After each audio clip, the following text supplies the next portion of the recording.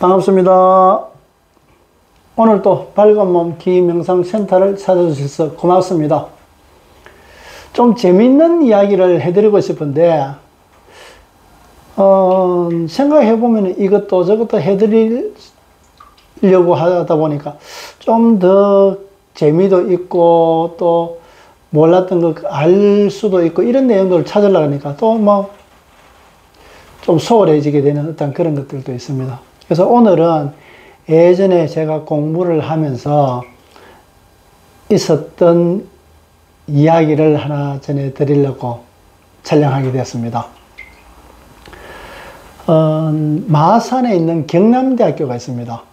그 경남대학교 앞에서 사주 카페를 했었는데 그 목적은 학생들하고 접할 수 있는 동기를 만들어 가지고 관심 있는 학생들을 모아서 공부할 수 있는 클럽을 결성하는데 목적을 두고 시작을 하게 됐던 겁니다.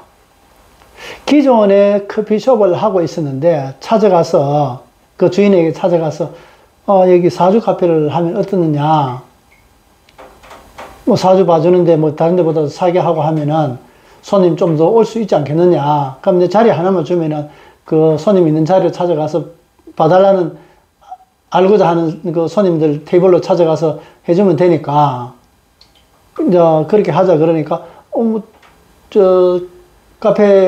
커피숍 주인은 뭐 안 할 이유가 전혀 없는 거지. 손님 받는데도 훨씬 소문나기 쉽고 그 주변에는 사주 카페도 없었습니다, 당시에.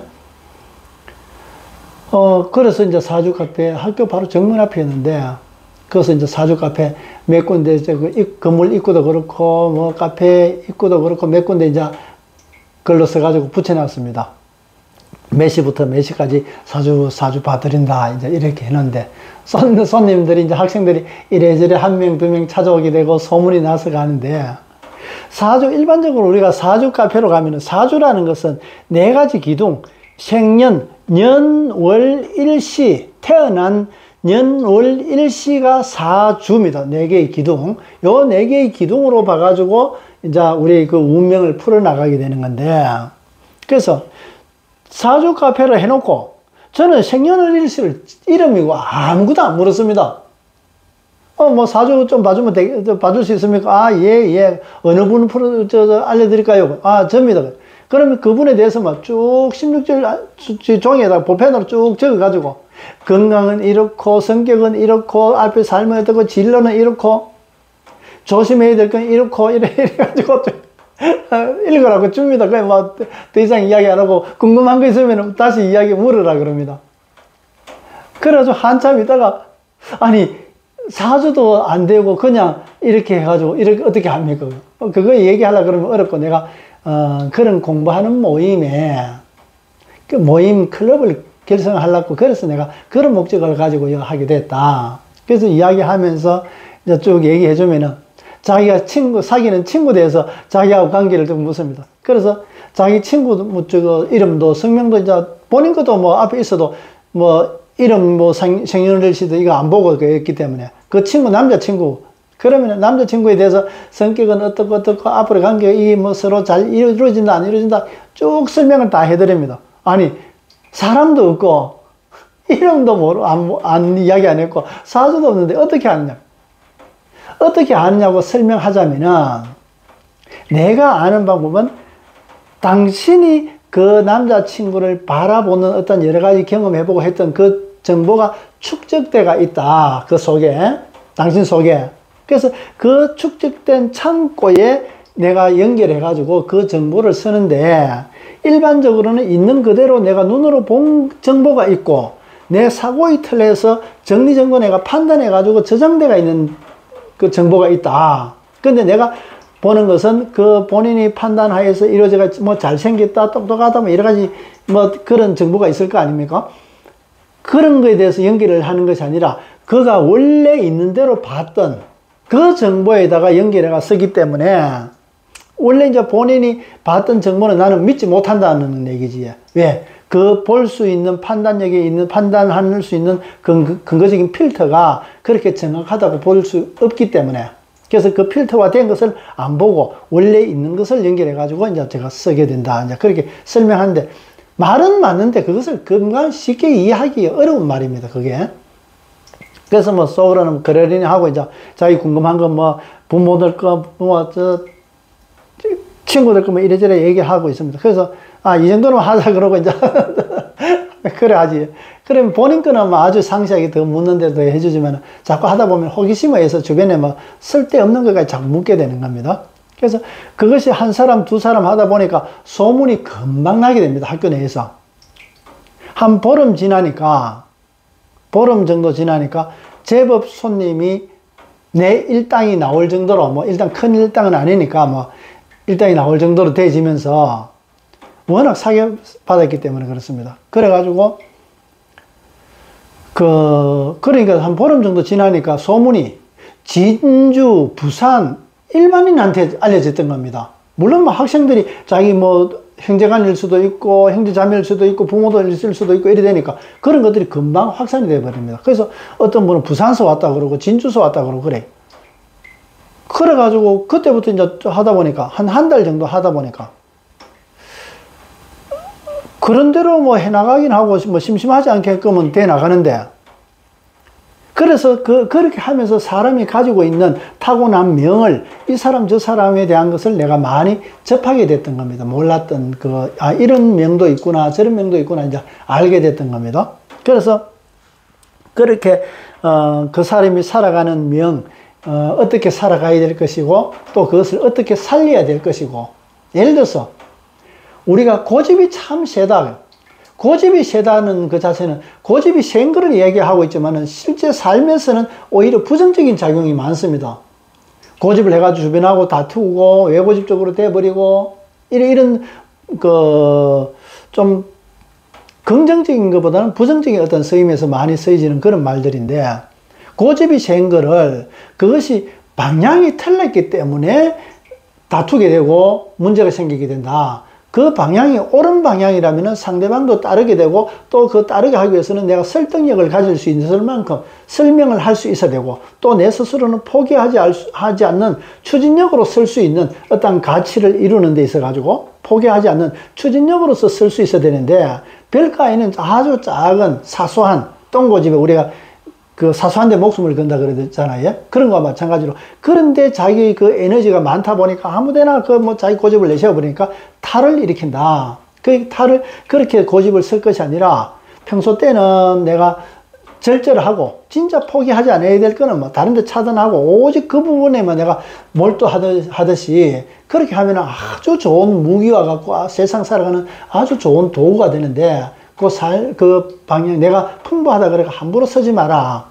그랬을 때 금방 말씀드린 대로 고집 세다든가 여러 가지 이런 자기 성질을 어떻게 쓸 것인가. 고집 센 거를 바꿀 수가 없다. 그것은 명이다 말이지. 타고난 명이다. 명. 그렇지만 그것을 쓰는 데 있어서 어떻게 쓸 것인가를 이제 설명을 해주게 됐던 겁니다. 그래서 그런 일들이 본인들이 얼마나 수긍하고 받아들였는지 뭐 그거는 본인들이 몫이기도 하지만은 저는 좀 많이 잘 받아들였으면 좋겠다 이런 생각을 하지만은 그게 뭐 말대로 쉽게 되는 것은 아닙니다. 그래서 그렇게 계속 하다 보니까 한 4개월 정도 지나니까 소문이 자꾸 나가지고 외부에서도 많이 찾아오게 되고 이제 이래 되니까 원래 내가 목적했던 학생들이 공부 모임 결성하는 것이 전혀 멀어져 가더라 말이지. 그거를 딱 느끼는 순간 내가 돈 벌러 나온 거 아니고 돈 벌려 그러면은 뭐 진짜 금방 소문 나겠지. 하다못해 뭐 철학관 하든가 뭐 어떻게 하면 되겠지만 내가 기껏 공부해가지고 하는 게 철학관 하려고 했던 것이 아니기 때문에, 그래서 한 4개월 정도 하고는 제가 스스로 닫아버렸습니다. 그만둬버렸습니다. 원래 목적했던 바와 다르기 때문에, 다르면 계속 이어지면 문제가 생기기도 하고 아무런 보람이 없게 되는 겁니다. 그래서 보람, 뭐든지 일을 하게 되면 보람이 있어야 됩니다. 보람은 암과 같아가지고 내가 보지 못했던, 몰랐던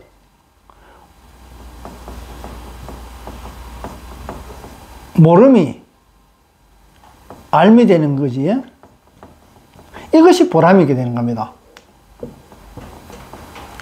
안 보였던 것이 알게 된단 말이지.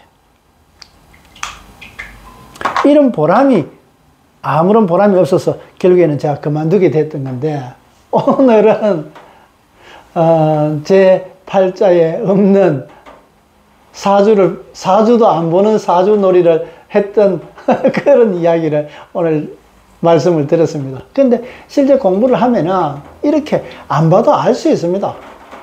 근데 참으로 우리 사람의 한계가, 사고의 한계가 얼마나 참 이게 제한적이냐 그러면은, 모르는 사람에게는 보여줘도 볼 수가 없습니다. 알 수가 없습니다.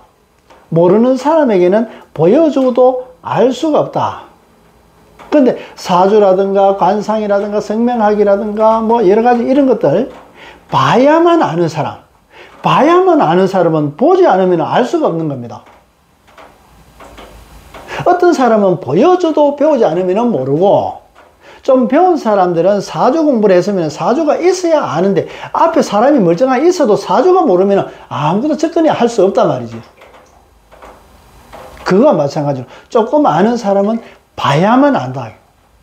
좀 더 공부하게 되면, 깊게 공부하게 되면 안 봐도 안다 말이지. 물론 안 봐도 아는 것도 전체를 다 알 수는 없는 겁니다. 왜? 이 세상은 전체 다 알 수 있게끔 만들어지지 않았기 때문에 그렇습니다. 그래서 명상이라 그러는 거는, 명자는 어두울 명자입니다. 내 속에 들어가 있는 불빛과 같은, 불씨와 같은 것을 끄집어내가, 어두운 데 있는 것을 끄집어내서 보는 것, 그것이 명상. 그래서 어두울 명자라고 쓰는 겁니다. 그래서 우리가 밝음과 어두움에 대한 개념, 어떤 의미, 이런 것에 대해서 조금 공부해야 될 필요성도 있습니다. 그래서 우리가 안다, 안다는 것은 밝아지는 거고, 또 모르는 것은 어둡다, 안 보이는 이기 때문에 어둡다, 모른다, 그런 의미와 같은 겁니다. 그래서 그 보람이라는 것은 자기 본다, 밝게 본다, 밝게 보는 데서 오는 것이 보람이라는 얘기입니다. 오늘은 뭐 예전에 있었던 일로서 이렇게 말씀드렸는데 재미있게 들으셨는지 모르겠습니다. 혹시 뭐 사주가 됐든 뭐가 됐든 명이 됐든 궁금한 거 있으면은 자세하게 안 올려도 되니까, 또 물론 자세하게 올리면은 제가 또 자세하게 답변해 드릴 수 있습니다. 대충 올리게 되면 대충 답변밖에 될 수 없는 거고, 그래서 제가 아는 한도 내에서 충분하게 이해할 수 있도록 말씀드릴 테니까 댓글로 적어 주시고, 안 그러면 개인적으로 연락 주시도, 전화번호 있으니까 개인적으로 연락 주시도 제가 도움 드릴 수 있게 될 겁니다. 그러면 그 사람이 타고난 체질이 어떻고, 지금 삶에 어디서 탈이 어떻게 나가 있고, 속에 있는 장부의 탈은 어디서 탈이 나고, 그것을 치료하기 위해서는 어떤 부분을 건드려 가지고 변화시켜야 치료가 되는지 삶의 지혜가 될 수 있을 겁니다. 제가 아는 만큼 제가 도와드릴 수 있을 겁니다. 오늘은 이것으로 마치도록 하겠습니다. 끝까지 시청해 주셔서 고맙습니다. 고맙습니다.